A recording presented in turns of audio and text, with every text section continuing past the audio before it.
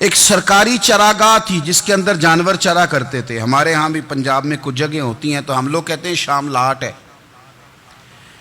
سرکاری چراگاہ میں جانور چرا کرتے تھے. حضرت عمر فاروق رضی اللہ تعالیٰ عنہ کے صاحبزادے سیدنا عبداللہ ابن عمر رضی اللہ تعالیٰ عنہ نے بھی ایک اونٹ خرید لیا. تو سب لوگوں کے جانور سرکاری چراگاہ میں چرتے تھے. آپ نے بھی اپنا جانور وہاں چرنے کے لیے کھانے پینے کے لیے چھوڑ دیا. وہ جب اونٹ آیا تو پتلا تھا. کچھ دنوں کے بعد وہ فربا ہو گیا, طاقتور ہو گیا, موٹا تازہ ہو گیا. حضرت سیدنا عبداللہ ابن عمر رضی اللہ تعالیٰ عنہ نے بیچا تو وہ ڈبل قیمت سے بھی زیادہ کا بکا, کیونکہ پہلے دبلا پتلا تھا, اب موٹا تازہ فربا ہو گیا. حضرت سیدنا فاروق اعظم رضی اللہ تعالیٰ عنہ کو پتہ چلا تو بلایا. فرمایا پتر اونٹ بیچ دیا ہے؟ ابا جی بیچ دیا ہے. فرمایا کتنے کا خریدا تھا؟ اتنے کا. بیچا کتنے کا؟ ڈبل قیمت بتائی.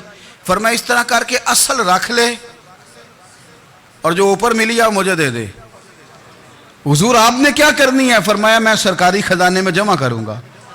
حضور کیوں؟ فرمایا اس لیے کہ تیرا اونٹ سرکاری جگہ پہ چرا کرتا تھا, وہ گھاس سرکاری جگہ سے کھاتا تھا. حضور سب کے کھاتے. حضرت عبداللہ ابن عمر کہنے لگے سب کے کھاتے ہیں. آپ فرمانے لگے تو سب میں شامل نہیں ہے, تو امیر المومنین کا بیٹا ہے.